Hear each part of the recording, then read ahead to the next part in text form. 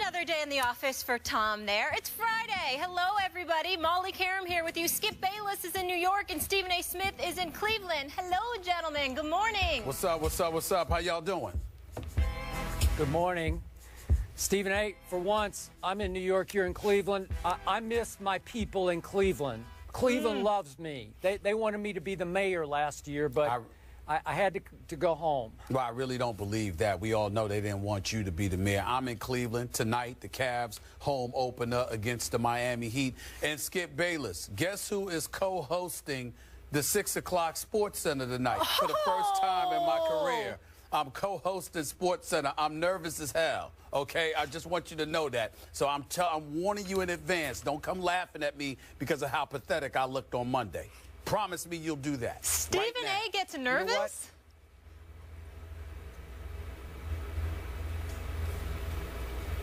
You know what? Go ahead. All right. We appreciate you guys starting your weekend here with us on First Take. Redskins wide receiver Pierre Garçon, speaking of co-hosts, he's in the house. We'll talk to him in a few about all things Washington and the NFC East. About last night, the Patriots crushed the Dolphins in Foxborough. New England is now the third team to start 7-0 while averaging at least 35 points per game, and the other two teams both reached the Super Bowl, the 2007 Pats and 2009 Saints. According to Football Power Index, the Patriots are favored in every game throughout the rest of the regular season. Skip, could the Pats go undefeated? Stephen A., I don't want to jinx them. We all know that we often hear that the NFL stands for not for long.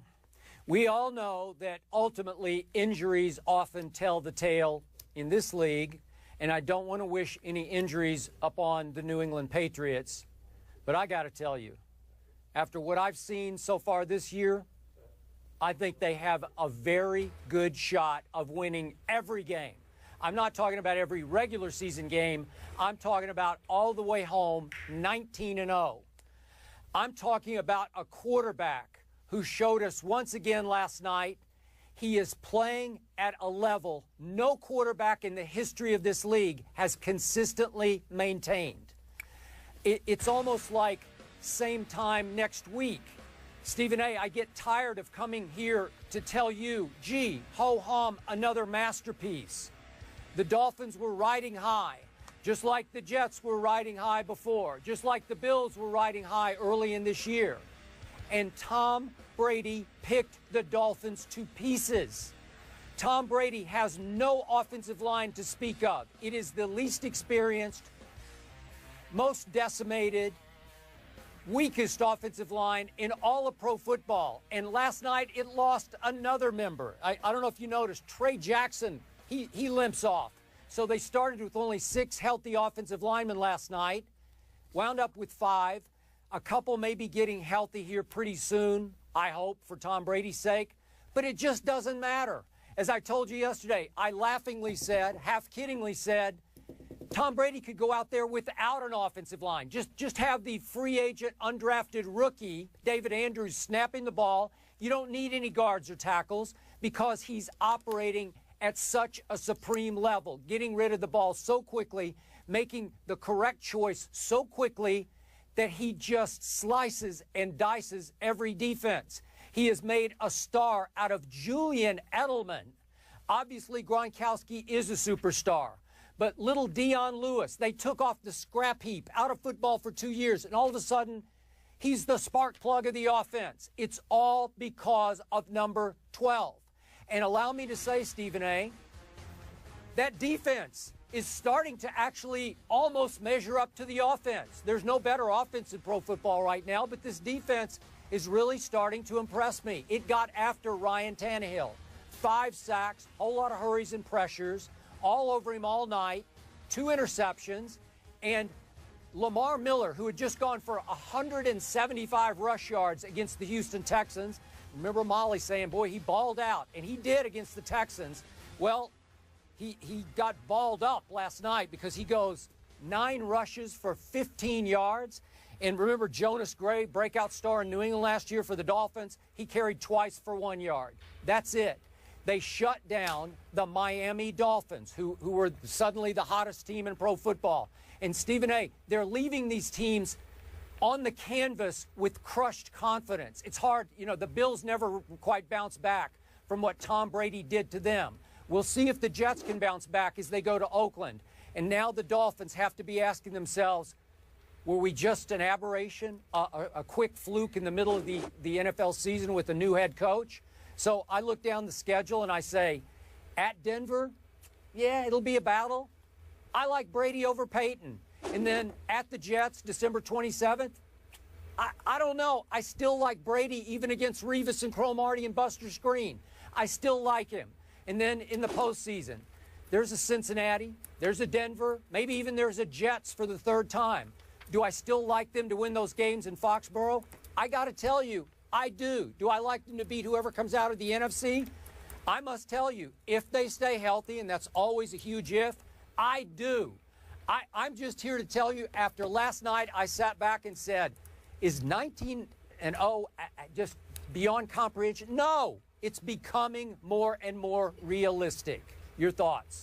Well, it's becoming more and more realistic. I'll give you that. I just think that it's funny watching you get so emotional, sitting there and sighing and, you know, contemplating like, oh, my Lord, the world will come to an end if they ended up 15-1 or 14-2. That's literally how you sound, which is laughable to me. So what if they lose a game or two? It doesn't make any difference. They'll still have the #1 overall seed in the AFC. The road to the Super Bowl will have to go through Foxborough. And on top of all of that, they'll still be the favorites to go back to the Super Bowl. But once again, here you are getting your emotions into the mix and getting to the point where you're looking so worried that if they ended up losing a game, it's going to be the end of the world. Pump the brakes and relax. Worst case scenario is that they'll lose 1 or 2 games. They'll still be in position to repeat as Super Bowl champions. So there's nothing for you to really get up in a tizzy about. That's point number 1.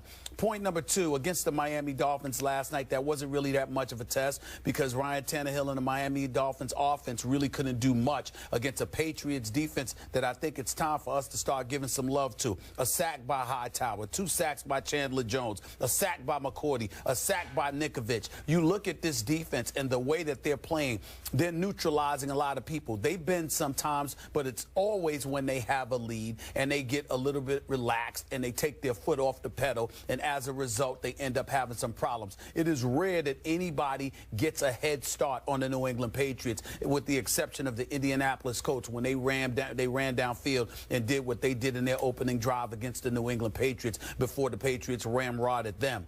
In the end, what it comes down to is this schedule. We look at Tom Brady, we see Rob Gronkowski, we see Edelman, we see Amendola. Eventually, LaFleur will start catching passes. And, of course, this kid, Dion Lewis, has some skills and appears to be another find by Bill Belichick. So when we look at it from that perspective, there is no denying that the New England Patriots, it is definitely plausible that they could go undefeated. What I would say to you is this. They've got 3 potential roadblocks. I would throw the New York Giants in there. I mean, I'm just looking at their schedule right now. In 2 weeks when they play the Giants, week 10, even though they should win that game, the Patriots primarily throw the football, and the Giants, their front 7, can't really stop the run. So maybe they'll change it up, and LeGarrette Blount and Dion Lewis will have a big-time day. But outside of that, particularly if somehow, some way, Victor Cruz, Odell Beckham Jr. and Ruben Randle are on the field for once at the same time, I'd be interested to see in that matchup at MetLife Stadium. That would definitely interest me, although I would concede that New England would probably win that game. The Broncos are a toss-up on November 29th, Skip. And the reason I say that is because of that defense. That defense is big time. And if there is a game where I think that Peyton Manning will play lights out, it's in the Mile High City when New England comes to town on November 29th. No matter what issues he's got going on with that offense at this moment in time, they will be ready, especially if New England comes in there on November 29th undefeated, because I think everybody and their grandmama is going to be talking about the possibility of the New England Patriots running the table for this entire season, and the Broncos will be up for that game, especially that defense with that secondary, with Von Miller targeting Brady all night long. You know, I definitely think that's a possibility. So I would say Denver is a toss-up right now.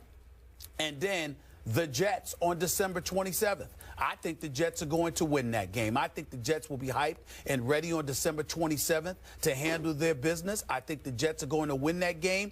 And I think that if by chance New England gets beyond that and they end up 15-0 and then they're at Miami to close out the season, Miami with Ndamukong Suh, hopefully Cameron Wake will be back by then. Hopefully he'll be okay. I think coming into that, if they were to come in there 15-0, if they lose to the Jets, they'll beat Miami. But if they beat the Jets and they beat the Broncos and they're 15-0 and they go to Miami, Miami will have nothing to lose, and I always think that's a dangerous proposition. My last comment, however, will be this. If they happen to go undefeated, let me be very, very clear, although I'm picking Seattle to still win the Super Bowl, Skip, nothing would make me happier than to finally shut that dude up in Miami who consistently sits there and says, don't call me, you know, when you're in my neighborhood. Call me when you're on my block. You understand what I'm saying? I got brain locked for a second. You know who I'm talking about, the Miami Dolphins. That's right, the Mercury Morris. That's it. I mean, that guy right there. I like him. Don't get me wrong. But my Lord, we've been listening to him echo that sentiment for what? In excess of 40 years. I am so sick and tired of hearing that from him. I want that slogan just removed from the American lexicon. So I would be very, very happy in that regard. But I don't see it happening. I think the Patriots will end up losing at least one of these games. Giants, Broncos, Jets, or Miami. Real quick, guys, we have an update on Cameron Wake's injury. He did tear his Achilles and is out for the year. Oh, my Lord. He tore his Achilles? Mm-hmm. He's done for the year. Well, that's a wrap. Forget about Miami. Let's go with the Giants, the Broncos, and the Jets as possibilities. Forget Miami. It was pretty obvious last night when he lay prone on the ground just looking up to the heavens that something really bad had happened, and then he needed assistance getting off the field. And when they said Achilles, I was pretty sure he was done. I wasn't. When I saw him looking up, because usually when I see somebody suffer from an Achilles, they're usually writhing in pain as opposed to just laying there and looking up. But they're usually dumbfounded. You usually have no idea what hit you because it feels like you got shot in the calf. Exactly. And you just can't figure out what happened. So it's the worst injury in all of sports to me and the most mysterious. Now, back to your opening salvo about how laughable my emotions were about this. The question was, do I think there's a possibility they could win all 19 games? I do. But the question was not, am I worried that they're going to lose one or two games? Obviously, I'm not worried because they're still going to win the Super Bowl if they lose 2 games, because I think the rest of the teams are going to wind up losing 2 games. But then you were wishy-washy as usual, going back and forth, riding the fence, on and off. Are you picking them to lose how many games? Just 1 more game or 3 more games? Because I'm not sure. I'm not sure, but I am sure that I don't believe they'll go undefeated. That's why I picked one of the 3. I said I'm not sure they'll go how many games they'll lose, but I don't believe they will go undefeated. I believe they're going to lose one of those 3, the Giants, the Broncos, or the Jets. And if I had to pick one of the teams right now, it would be the Broncos. If I had to pick 2, it would be the Broncos and the Jets before it were the Giants, with the Giants having an outside chance at MetLife Stadium. So you're on the record they will lose at the Broncos. That's your prediction. I believe they will lose 1 game this year, and I believe it will be at the Broncos. At least 1 game. That will be at the Broncos. All right. That's all I needed to hear. Thank you.